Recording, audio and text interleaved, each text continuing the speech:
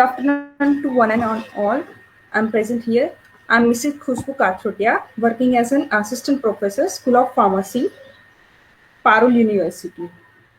I feel privileged to extend my greetings to respected Dr. M.N. Patel, sir, Provost, Parul University, and Dr. Abhay Dharamsi, Dean, Faculty of Pharmacy, and Dr. G.S. Chakraborty, Principal, Parul Institute of Pharmacy and Research, and Dr. Lalit Lata Jha, Principal, School of Pharmacy, and Dr. Anand Pithadia is the Vice Principal of School of Pharmacy, and my dear faculty members and my dear students. On behalf of Faculty of Pharmacy, Parul University, I welcome you all the distinguished to grace the online national level webinar on the UV spectroscopy basics and application. So these are very informative and useful for your study. Now it's my great pleasure to introduce and it's honor to welcome the Dr. Sanjay Katri sir. Dr. Sanjay Katri sir has completed his Master of Science in Nagpur University, India. And he was also completed his Master of Business in Administration program, IIM Goa in India. He has also completed his PhD study and he was also awarded for SSU TMS Sihor MP for his PhD project. And on the calibration parameter for critical quality parameters in industry. And sir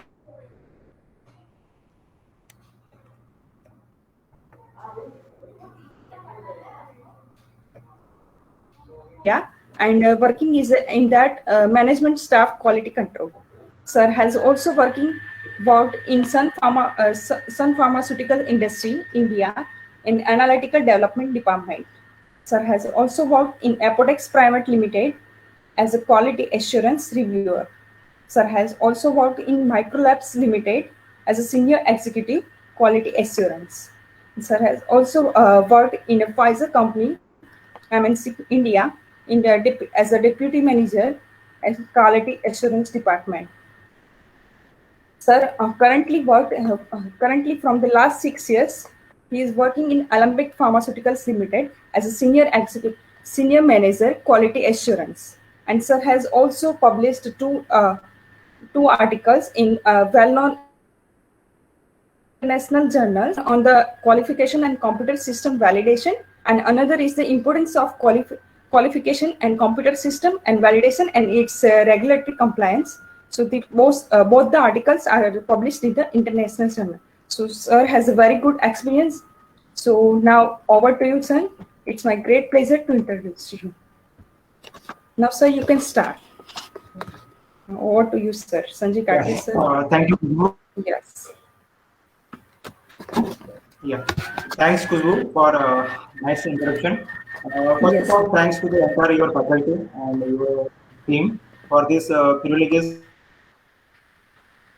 I got for to impart the webinar on UV spectroscopy to your college students. Okay. So as you already introduced about me, so yes, last 15 years I am working in a pharma industry. So as qualifications he already has mentioned. So I am a chemistry student.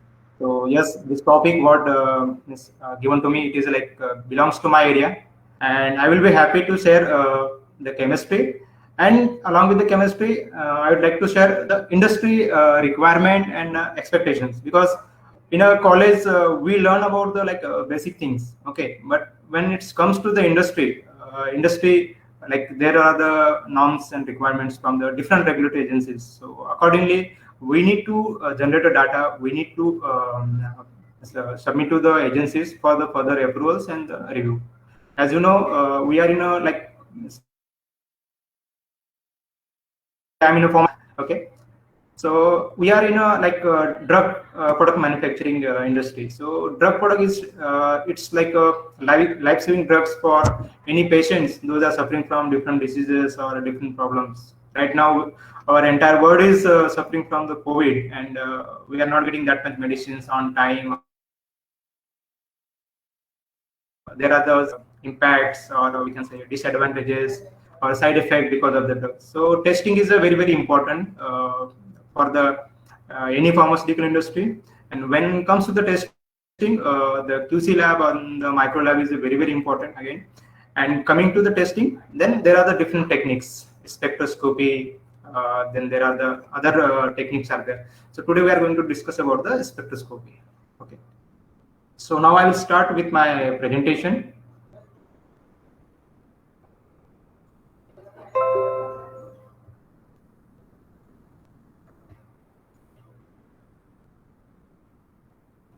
Khushbu?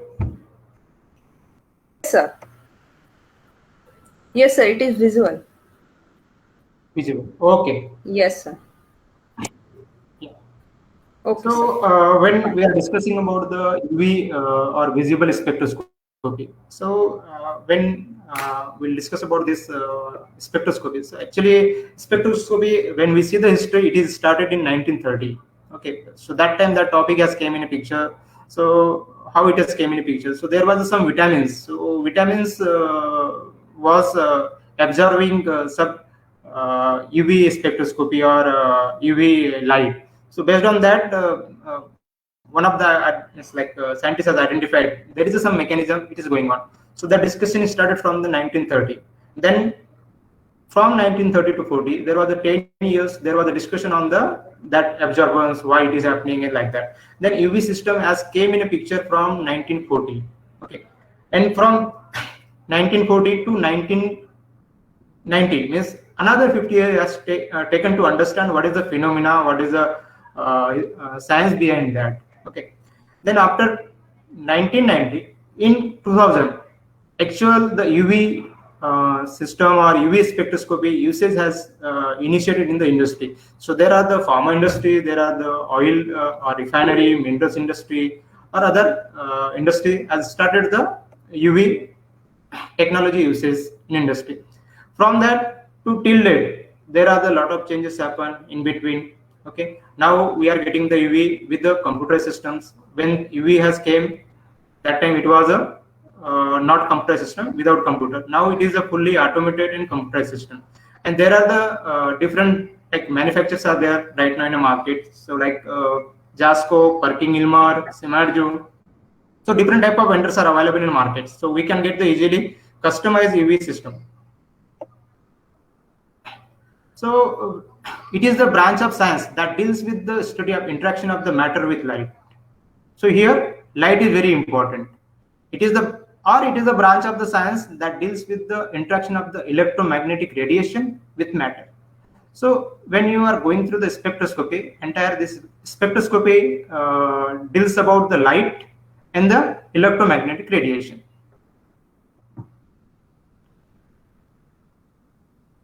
What is electromagnetic radiation? Electromagnetic radiation consists of the discrete package of the energy which are called as photons.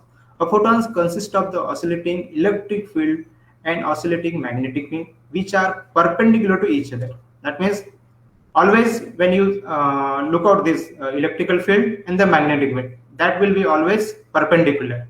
So you can just take out your two fingers and one thumb, so you can see always your thumb will be perpendicular the last your finger, and middle will be your source. So that way it's work. So this is the example for that. You can see the magnetic field is on the top, electrical field is on the horizontal side, and source is on the middle side. So electromagnetic radiation, when we are discussing about that, so we'll measure in form of the frequency. It is defined as the number of the times electrical field radiation oscillate in 1 second. The unit of the frequency is hertz, and second is the wavelength.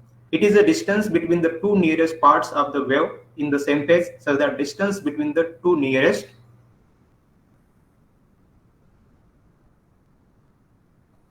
okay, it's crest. Okay, so in this slide you can see what is the wavelength, the distance between two crests, and this is the amplitude. The relation between the wavelength and the frequency can be written as C equals to V into lambda max. What is V? V is our frequency, and lambda is our wavelength.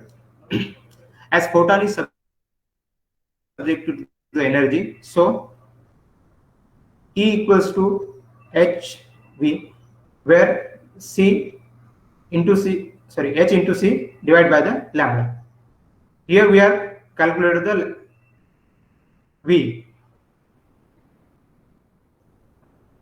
So for electromagnetic radiations, there are the different types of radiations will be there. So it will be depends on the their wavelength or range, I can say here. So you can see here gamma rays, it's minus 13 to minus 11, X rays is minus 11 to minus 9, EV range is minus 9 to minus 7, IR is minus 6 to minus 4, minus 4 to minus 1 is microwave, and this is the last one is a radio. So when we are discussing about the any like electromagnetic radiation, so generally when you are using or you are passing any light through the prism, so you can get some reflections from that. So here different light will be there. So based on that, for the different light, there is a different wave, and as mentioned here.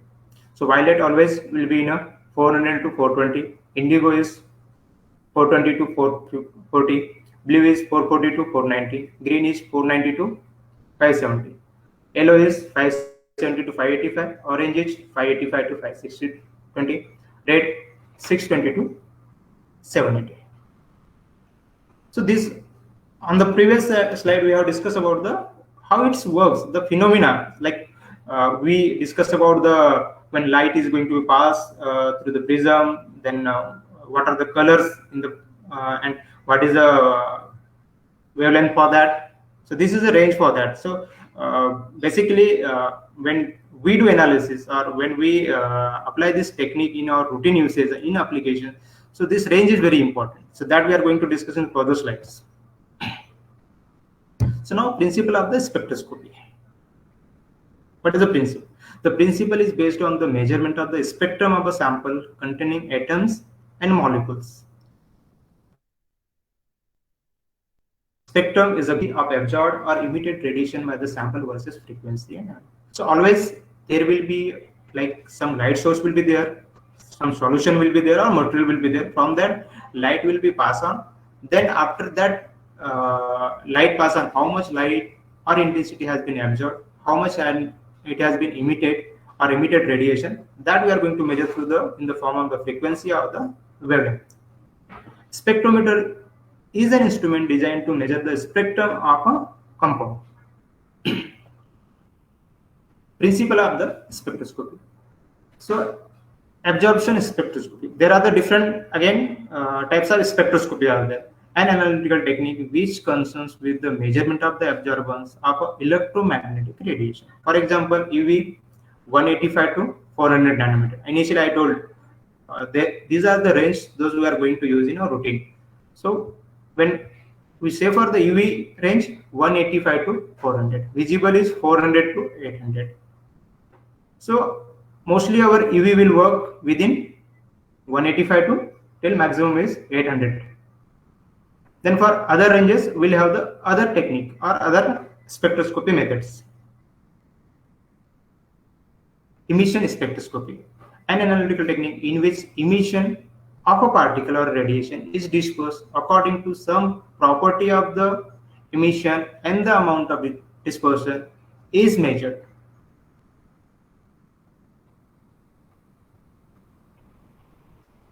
So interaction of EMR with matter. Electromagnetic radiation, how interact with the matters, because this radiation is going to pass through the matter or material. Then based on that, the further like evaluation or identification or detection and calculation will be there. Mostly UV spectroscopy used for the like identification or determination of the different functional group. So interaction of EMR with matters. Electronic energy levels. At room temperature, the molecule are in the lowest energy level. So always molecules will be in a lower energy level at the room temperature. As temperature has increased, the energy of the molecules is going to be increased. When the molecule absorbs UV visible light from the EMR, because we are going to pass the electromagnetic radiation through the material. One of the outermost bond or lone pair electron is promoted to the higher energy state such as E1, E2, En. ETC is called as electromagnetic transition. So it is again transition of the molecule from one state to another state. So generally we say delta E, what is that? HV, En minus E0, where E0 is the ground state and En is the next stage. Delta is 35 to 75 kilocalories per mole. Vibrational energy level.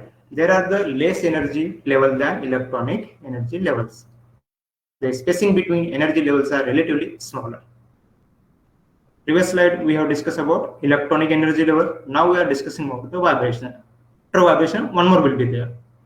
The spacing between the energy level are relatively small. Example, when IR radiation is absorbed, molecules are excited from one vibrational level to another, or it vibrates with higher amplitude.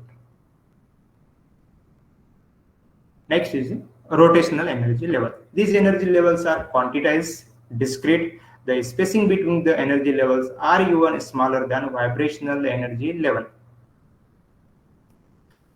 So always rotational energy level will be lesser than vibrational. Vibration will be lesser than electron.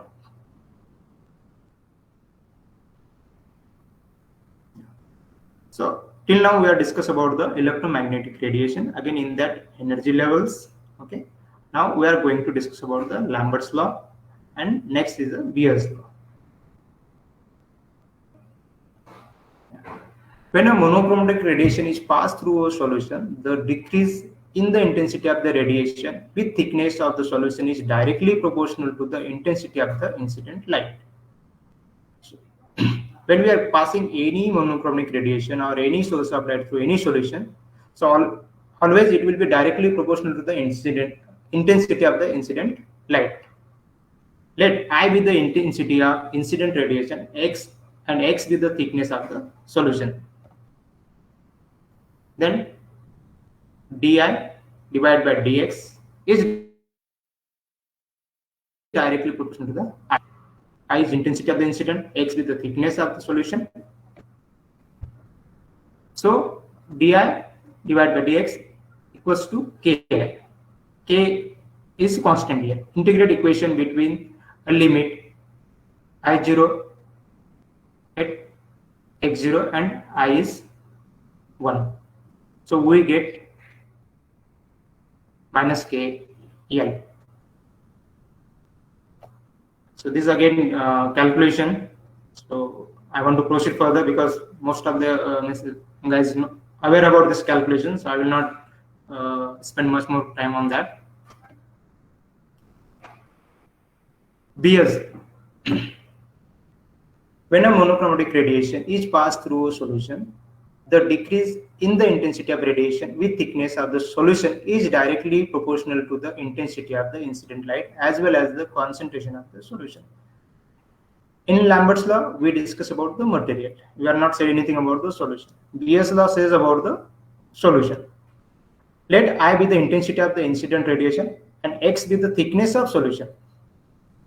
C be the concentration of solution, where di dx is directly proportional to concentration. I again here is factored in this calculation. So I will proceed further. Okay.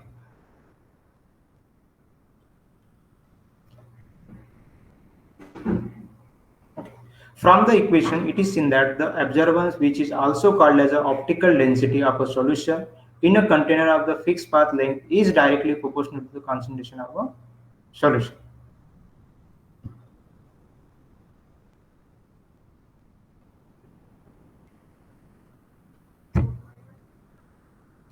So this is the principle of UV spectroscopy or UV radiation.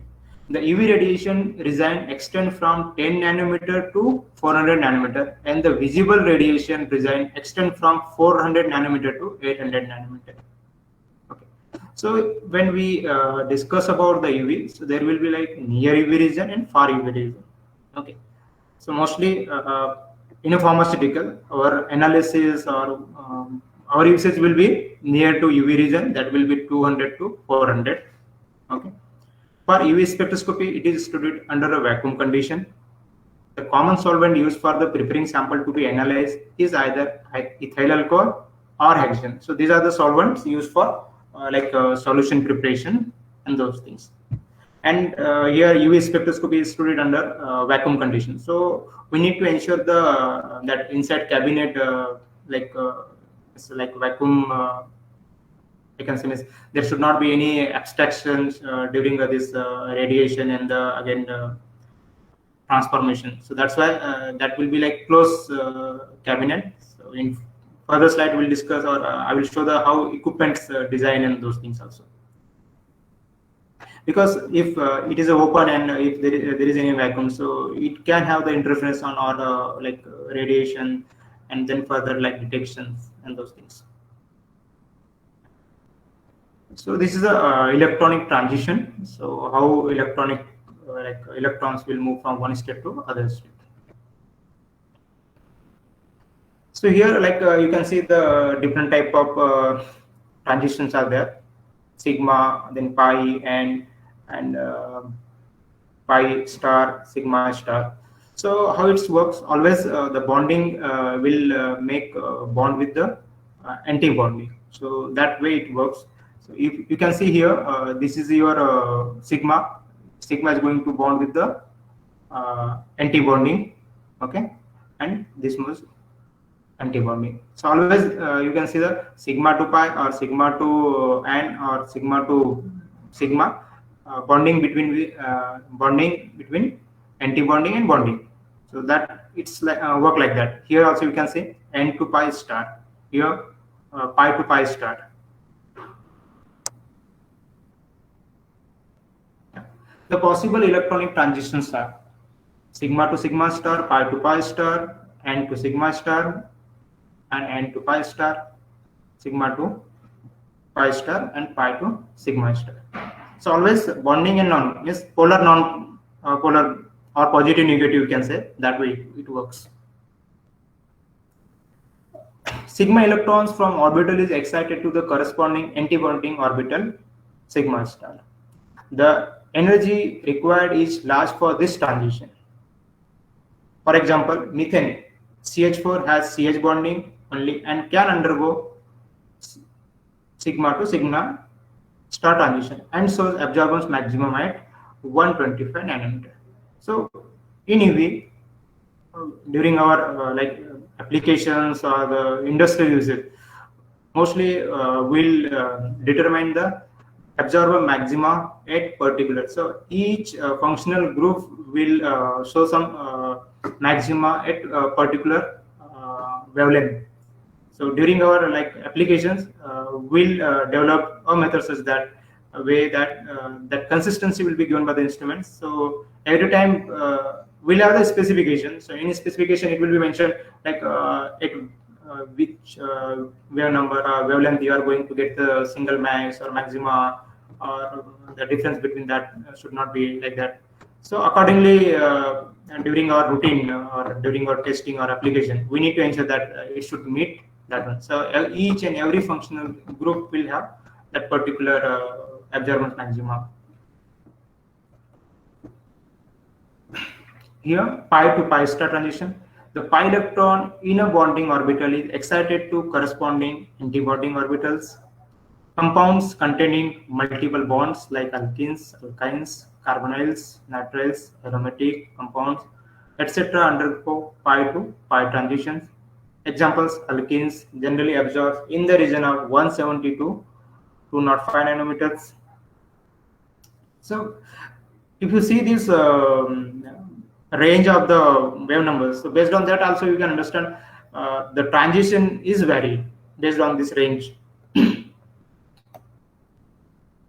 N to sigma star, saturated compounds containing atoms which lone pair of the electrons like oxygen, nitrogen, sulfur, and halogens are capable of the N to sigma star. This transition usually requires less energy than sigma to sigma star. Because as I said, oxygen, nitrogen, sulfur and halogens.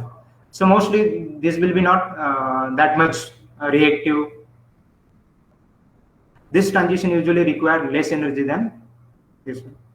The number of organic functional groups within N to sigma star peaks in UV region is small, 150 nanometer to 250 nanometer.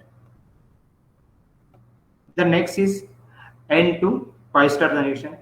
An electron from the non-bonding orbital is promoted to anti-bonding pi orbitals. The compounds containing double bonds involving heteroatoms, carbon to oxygen, carbon, nitrogen, nitrogen, oxygen. So you can see here the bonding between the, where we see initial one, methane, C and H bonding with single bond. Here carbon and oxygen is double bonding, carbon and nitrogen is triple bonding. So mostly double or triple bonded material will show this type of transition. And in the pi star transitions require minimum energy level and show absorbance at longer wavelength, around 300 nanometers. So these are the transitions. Based on these transitions, the spectroscopy or the chemistry behind this one. Always, when we discuss about any type of radiations or transformation, so this 6 type of transition will be there. So again, it depends upon the atoms and the bonding between the atoms and that functional group.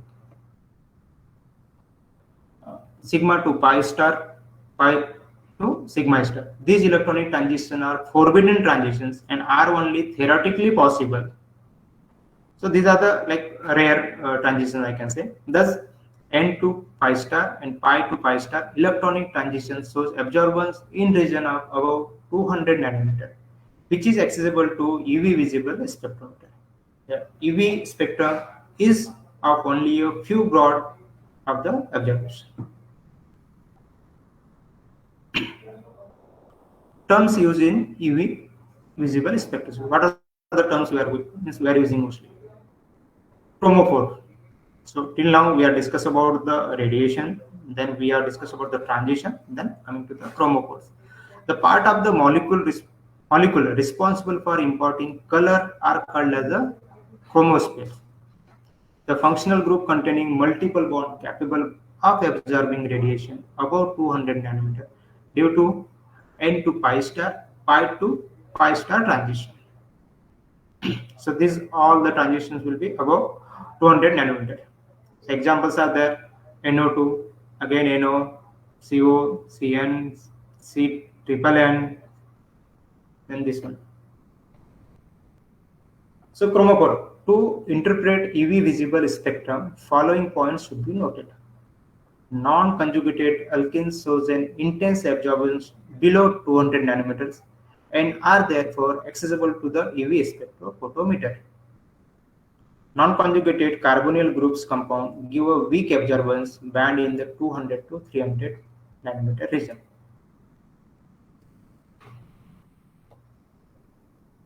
These are the examples. Acetone, which has the lambda max is 279, and the cyclohexane has lambda max is 291. When double bonds are conjugated or in a compound, lambda max is shifted to the longer one. So always there will be the double bond conjugated in a compound, then the lambda max will single bond, then lambda max will be the lower side. See here, 1,5-hexadiene lambda max is 178. 2,4-hexadiene lambda max is 227. So here you can see, here double bond, but here you can see it's alternate. So lambda max for this will be 227. So it depends on your the bonding or bonds between your functional group or atoms. Chromophore, conjugation of the carbon-carbon and the carbonyl group shift the lambda max of both groups to the longer wavelength. Ethylene has lambda max is 171, acetone has 279. You can see this is your ethylene. Lambda max is 171. Acetone is this one. Here you can see 216. If you see the number of bonds, here one bond, double bond, here one double bond, but it is conjugated with another two single bond. So because of that, it is going to shift to the longer valence. Proton radiate has lambda max is 293 again. See here, you have the two double bonds. So again, your lambda max has shifted to longer wavelength. Then next is the absorption. I hope what I'm explaining maybe everyone is understanding and getting. Sorry, this time is odd time because after lunch it's tough for spending time and listening. Okay, but I will try to clarify you. Oxochrome, the functional group attached to a chromophore, which modifies the ability of the chromophore to absorb light, altering the wavelength or intensity of the absorbance. Or the functional group with non in near UV regions, but when attached to a chromophore, alters the wavelength and intensity of the absorption. So it will work proactively once coming in contact with the chromophore.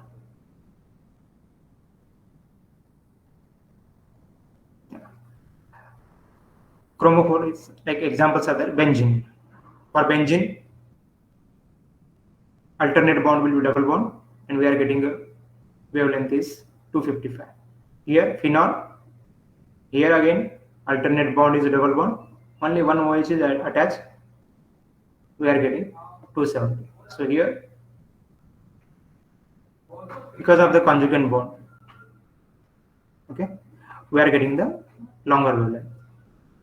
Going towards aniline, here you can see NH2 group. Here OH, because of that we are getting 270. Here NH2, further it has increased to 280. So the bonding between this like functional group or attached group or the atoms within that functional group, it is very, very important here. And spectroscopy works on this. Absorption and the intensity shift. So there are the shifts, Batochromic shifts, generally we will say red shift, Hyperchromic shift, blue shift, Hyperchromic shift effect, Hypochromic effect. So above are the shift 2 and below is the effect. Batochromic shift, red shift, when absorbance maxima of a compound shift to the longer wavelength, it is known as the Batochromic shift or red shift. The effect is due to presence of the oxochrome or by the change of solvent. Example, the oxochrome groups like OH, OH, OCH3 causes absorbance of compound at longer wavelength. In alkaline medium, p-nitrophenol shows red shift because negatively charged oxygen delocalize more effectively than the unshared pair of the electron.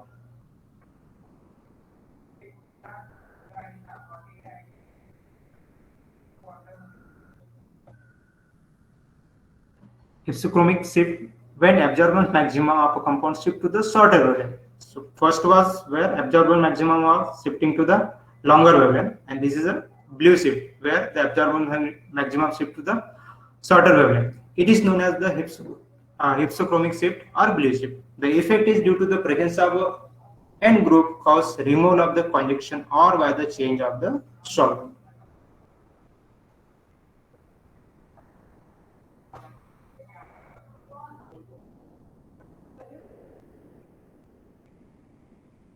So you can see aniline, it was a 280 because of the acidic medium. Okay. Now Cl is out here. So because of that, the bonding between NH2 and here, one of the bond was here double bond. Now single bond is there. Hyperchromic effect. When absorbance intensity of a compound is increased, it is known as the hyperchromic shift. So initially, first we discuss about the longer wavelength, lower wavelength. Now here the intensity is going to be increased. So that we say hyperchromic shift. If absorption introduced to the compound, the intensity of the absorption increase. Here, example is pyridine. Next is 2-methyl pyridine. It is going to be increased. Hyperchromic effect. When absorbance intensity of a compound is decreased, it is known as the hyperchromic shift. Previous one we said if it is increase, now this is a for decrease. Sorry. Here we have taken the example naphthalene. This is again the numbering is different here, 19,000. Then 2-methyl naphthalene is this one. So this is a unit of intensity. See, and here naphthalene you have the two nothing but a benzene ring. Here too, but only one CH3 group has been attached. The intensity has gone down. So you can understand here the functional group, how it is important for either it's increasing of the wavelength or increasing of the intensity. So because it's again purely it's depends on the chemistry in that atoms, anions, cations, and those things. We can see visually, but when we use such type of techniques, so we can understand what is the role of the functional group and how it's behave and how it works. So here you can see how it works. This is for the absorbance, this is for the wavelength. So always if shift in a lower wavelength, it will be blue shift. If it is a longer wavelength, it will be red shift. And intensity, if it is a lower side, hyperchromic. If intensity is increasing, it will be hyperchromic shift. So it was a shift and effect. So now coming to the application of UV and visible spectroscopy. Till what we discussed, that was a actual basic of this spectroscopy, because spectroscopy is a technique those we are using in industry and even research, and there are the various industries they are using. So again in that different techniques are there, like IR is there, and then we are going on the chromatographic techniques. So there also we are using the UV. Then again mass and LCMS and FTIR and different techniques are there. So mostly our topic is UV visible spectroscopy. So we'll discuss about the here UV and visible spectroscopy applications. What are the applications? So applications, it's like qualitative and quantitative analysis. It is used for the characterization of the aromatic compounds and the conjugated olefins. It can be used to find out molar concentration of the solute under study.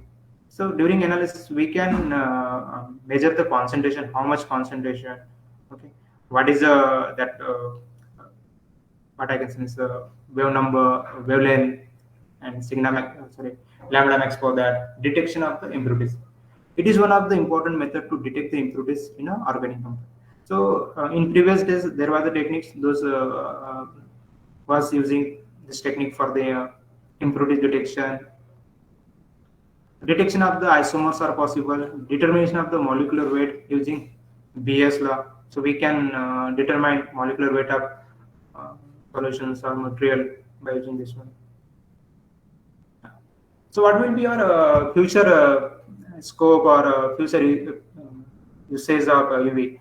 Future improvements in UV spectrophotometer will focus on ease of use, portability, and application specific instrument. UV visible analysis of the solid samples and materials continue to grow in areas such as solar cell research, semiconductor products, and coating materials. Advance in light source will produce new development in conventional spectrophotometers and handled by UV visible instruments. Further development in remote sensors will enable more type of samples to the measured outside the laboratory. Okay. Now coming to the instruments. So how instrument part like its works and what are the components of the instrument. So this is like general one picture here. So you can see this is the instrument, and as I said initially, now it is a computer system. So this is connected with the computer. So here that compartment will be there. There we have to keep our sample solutions here. Then by giving command from here, the instrument will automatically measure the or like absorbance and those things, and we can get through the system. So for this, the important components are source, monochromatograph, sample compartment, detector, and the recorder. So these all are here within this box, and this is a portable. This is not like very big. Okay, and there are the various companies are there, and it is easily available in the market. So here, how it works: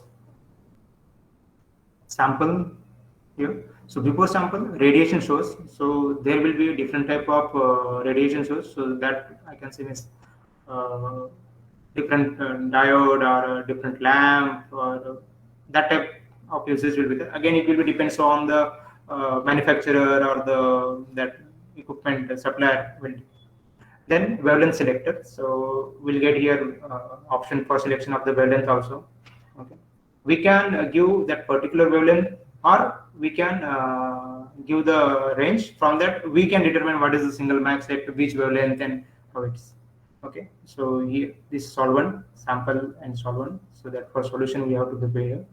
Then after passing this all those right, then there will be detector, and detector will read out the data. So this was a simple block diagram of the instrument. Yeah. So here, as I said initially, source will be there, and source will be passed to the entrance plate. Okay. Then dispersion device will be there. Okay. Then exit slit will be here, and this part is monochromator, and that will be used to like reflection and that. Yes, this will be part of our instrument only. It is a the design will be in a such a way that so we can get the or like further readings and that or measurement accurately, because this part we are not going to disturb anytime. This will be given by the manufacturer. Our role start from here. This is a very important for us. So this is a sample cuvette. Okay, so that will be again will have the different thickness, 1 centimeter, 2 centimeter, maximum 2 and 5 also available in market. Okay, so this is a solution. From that solution, this light will be passed on. Okay, here is the detector will detect. Then again amplification will be there, and this will be the report. So this report we can read out. So interpretation will be in this report, and based on that report, what decision or what data we want, we can interpret it. Yeah. So radiation source. So what will be the radiation source here? And what is important for that? It is important that the power of the radiation source does not change abruptly over its wavelength range. The electrical excitation of the deuterium or hydrogen at low pressure produce a continuous EV spectrum. So these are the lamp, deuterium or hydrogen. Both deuterium and hydrogen lamps emit radiation in the range of 160 to 375. So these are the like initial days lamps. As of now, again in a market we can get the customized or improved some other options will be available. So what will be the problems during this radiation source? So that we need to control, because it works on the radiation this technique basically. Due to the evaporation of the tungsten light period decrease. It overcome by using tungsten halogen lamp. Halogen gas prevent evaporation of the tungsten. So yes, here we discuss about the deuterium, hydrogen, and one more is the tungsten. So for tungsten, this is the problem we need to consider. For ultraviolet region, hydrogen discharge lamp consists of two electrodes contains in the deuterium field, silica envelope, UV visible spectrophotometer have both deuterium and the tungsten lamp. Selection of the lamp is made by moving lamp mounting or mirror to cause the light fall on the monochromatic. So in system we can have the provision for different types of lamps. Okay, so based on our usage, based on our methodology, we can select that lamp. Deuterium lamps radiation emitted is 3 to 5 times more than hydrogen discharge lamp. And one more is xenon discharge lamp. Xenon stored under pressure is 10 to 30 atmosphere. So these are the general radiation source available, can be used. Okay. Yeah. So the instrument looks like this one. So previously we have seen one instrument that was connected with another computer system nearby. Now this instrument has have the display and everything inbuilt. So no need to connect additional computer for this. So we can give command here, and even though it will be connected to the printer, we can get the printout. So again here, this will be the sample compartment, and this keypad will have the options to select the methodology and to give the command. What are the disadvantages? The sample solution should be in a solution. Mixture of the substance purges difficult to analyze and require prior separation. So this is the biggest disadvantage. For this we need to have a sample in solution state, because solid we can't measure, and it will difficult because of the mixture of the substance purges difficult to analyze and require prior separation.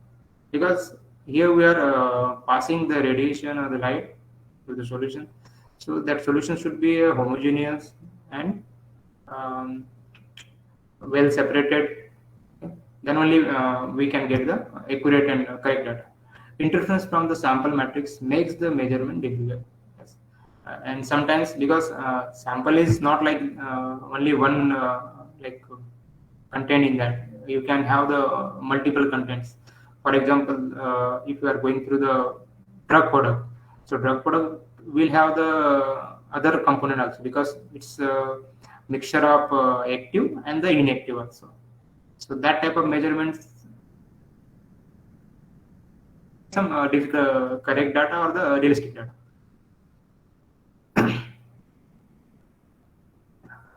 So till now we have discussed about that basic principle, technique, how instrument works, and how transition in application, and we have seen the instruments also, so instrument components and those things.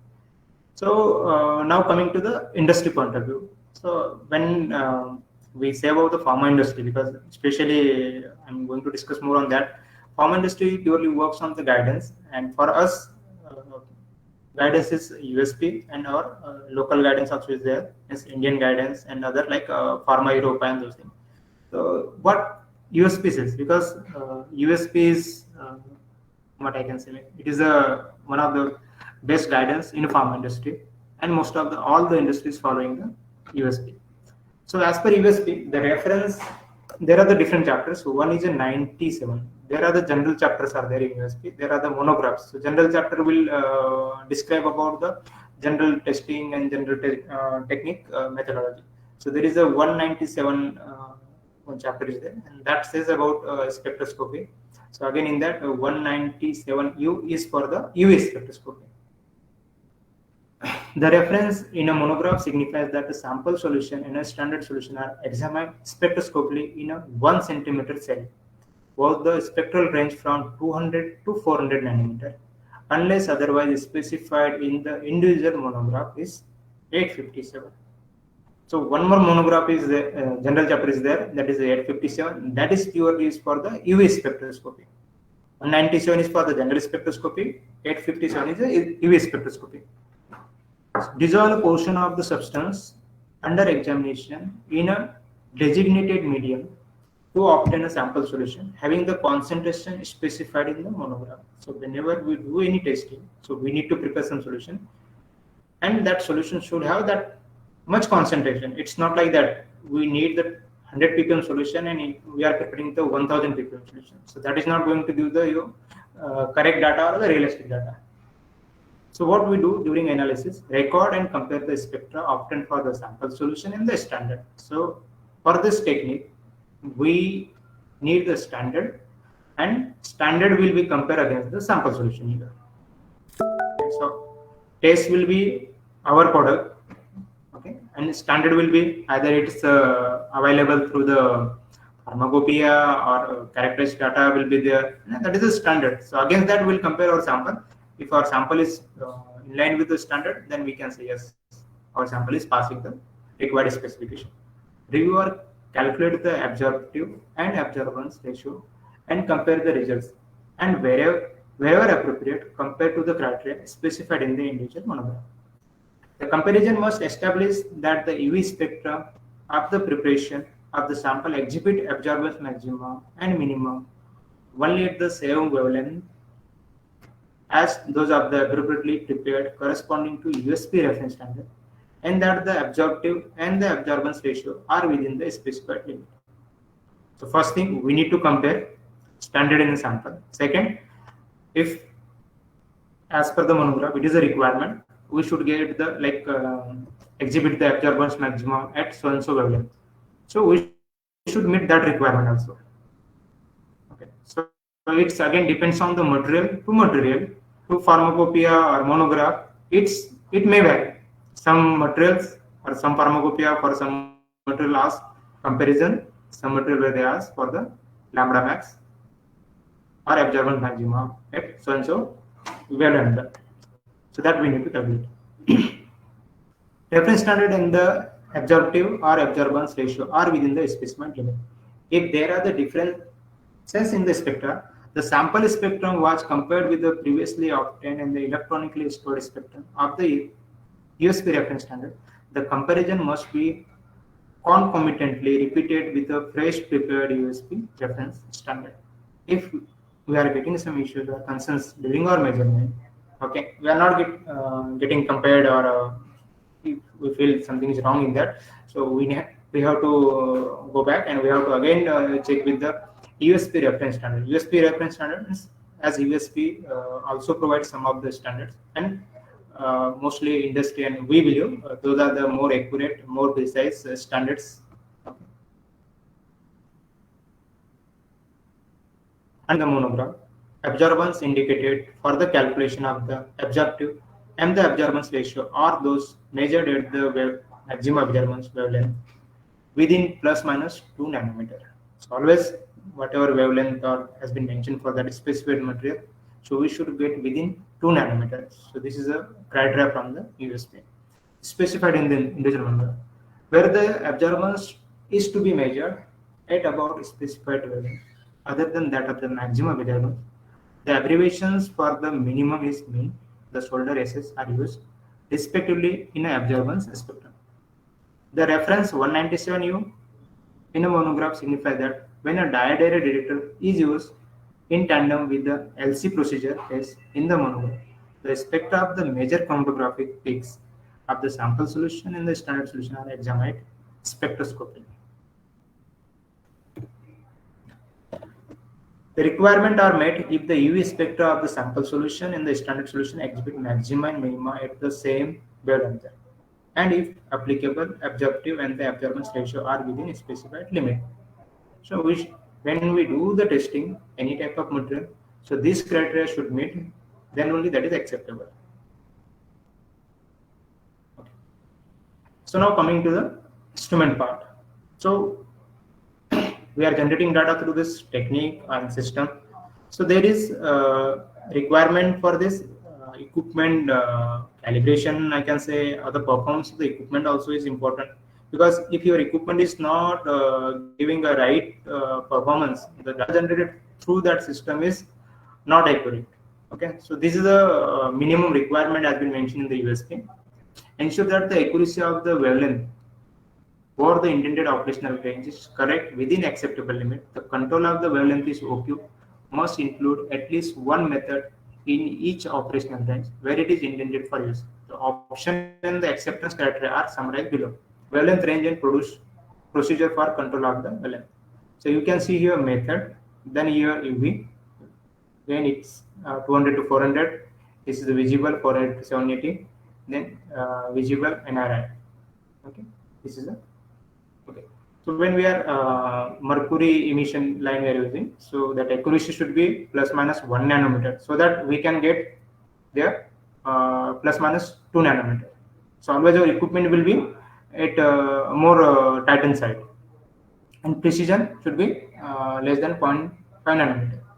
When we are using the deuterium emission line, so accuracy should be plus minus 2 nanometer, precision should be less than 5 nanometer.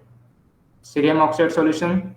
So these are the different solutions again we'll use to challenge the system performance. Okay, so this is the limit for that, and then this is a holmium oxide solution.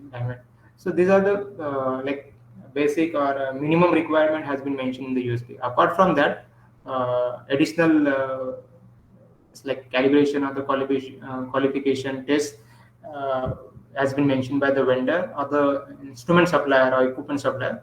So that also we need to perform during our initial equipment qualification and periodically during our calibration.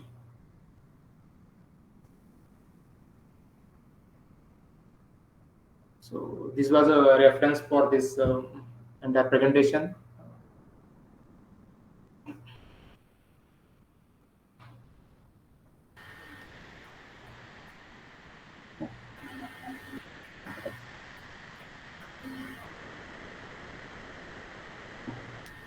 So basically, I started from like spectroscopy technique, and then I have discussed about the application. Because see, as we are using the different techniques, so UV is one of the like routinely or daily basis used in our pharma industry, and I can say this technique is used almost every pharma industry, and the test will be like identification and those things. So before proceeding for the other test, the identification and the description test is very very important, because this test is going to say about the that material nature, and technique is easy. The measurement is very simple. Okay. So after that measurement only, the further like other test parameter will be there. So that was a presentation on that. So if any questions and any clarity, I'm okay for that. You can discuss.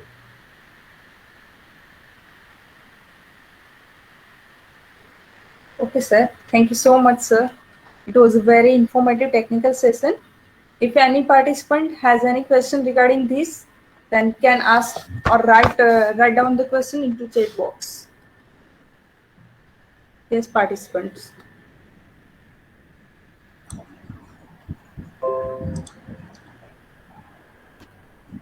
Good afternoon, sir. I am Dr. Vivek Srivastav, Good afternoon. working here as associate professor. And sir, I am working largely on proteins. So, sir, can we study the structure of protein with UV spectroscopy? Mostly for proteins, particularly the secondary structure. Because I need to find out whether my protein is undergoing denaturation or not. So, whether for this purpose can we employ UV spectroscopy or not, sir? No, but as per my knowledge and understanding, generally for proteins, we are not going with the UV, because the protein will have the like that bond structure, and the bonding will be very complicated. So as I have shown those examples here, the bonding is not that much complicated here. So mostly for UV, it will be difficult, but still I will check with that if any like, because solution preparation is plays key role here. So that solution preparation, the solvent what we are going to use for the proteins. But softwares are now available in which we can have second derivative or spectra and like first derivative spectra. So I came to know about one paper that they were using this second derivative spectra UV for some sort of protein detection. So is it possible? That's why I was asking you, sir. That's what I'm saying. As per my knowledge, through UV, it's difficult. Yes, there are the other techniques, NMR and those techniques. That may it works for that. But still, yes, you can note down my mail ID. Okay, so I will revert on that. Whatever details I'm giving to you. Okay, sir. I will procure it from Khushbu madam and I will mail it to you. Thank you.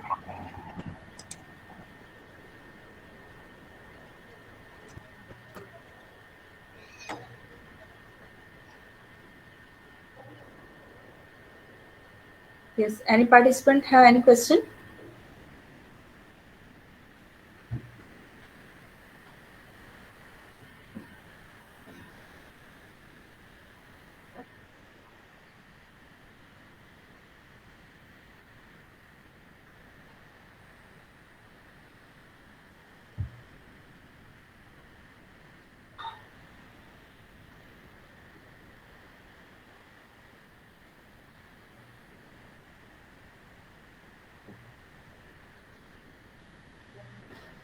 So now you can stop sharing.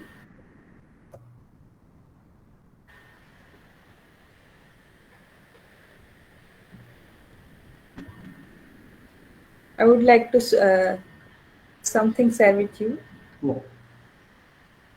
Okay, so.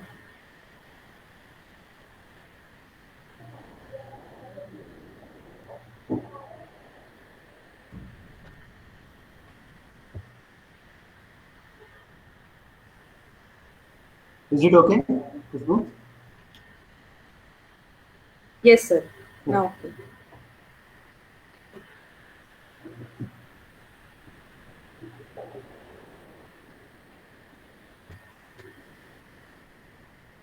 So now I would like to facilitate you one of the e-certificate in behalf of Parul University School of Pharmacy. Accept it. Thank you. This is your sort of appreciation, and it is very useful and informative session. Thank you so much, sir. Thank you, Khushbu, and entire faculty for this opportunity.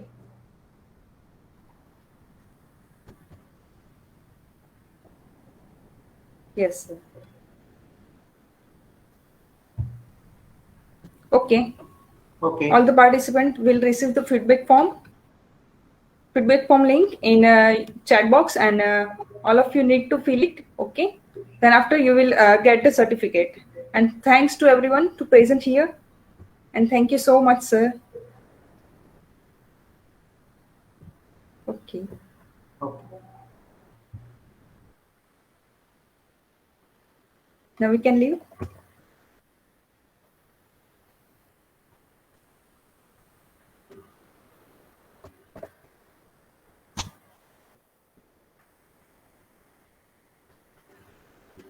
Here I am sending the link for feedback link. After filling this feedback link, you can get the certificate.